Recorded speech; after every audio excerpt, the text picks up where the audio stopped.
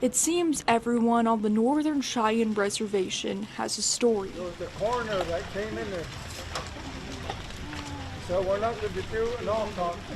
A story of loss, grief, death, or violence. These stories need to be told. But for one family from Busby, it isn't just one story, but many. I feel like our family deserves some closure to it. Candace Elkshoulder has lived in Busby her entire life, and just a few years ago, her life flipped upside down. He was found dead June 21st, 2021, in a party house in Busby. According to Candace, her son Chad Elkshoulder was murdered at 33 years old. She said he unfortunately fell into the same cycle many on the northern Cheyenne reservation do. When you live on the reservation, especially with our younger ones, there's nothing to do here. There's really no encouragement to finish school, go to, and he kind of ran into that. Chad isn't the only person Candace had to bury. Less than a year later, her son Joe died, and last year her nephew, Josiah Small, was murdered in Billings. What that came down to was Cheyennes killing Cheyennes. It shouldn't be that way. We should all be trying to work together.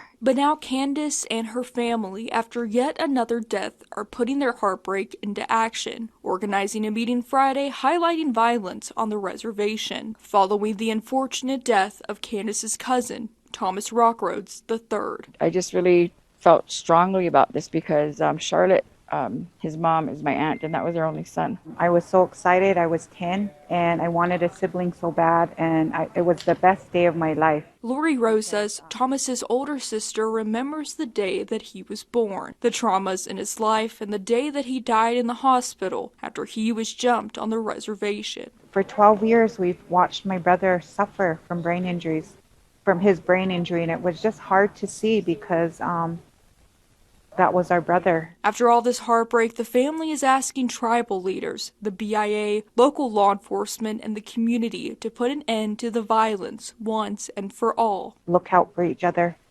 I think it's going to take a community to watch out for each other because it's very rampant here. Just hear our plight right now on the reservation and, reach out to us. In Lame Deer, Matt Carmack, MTN News.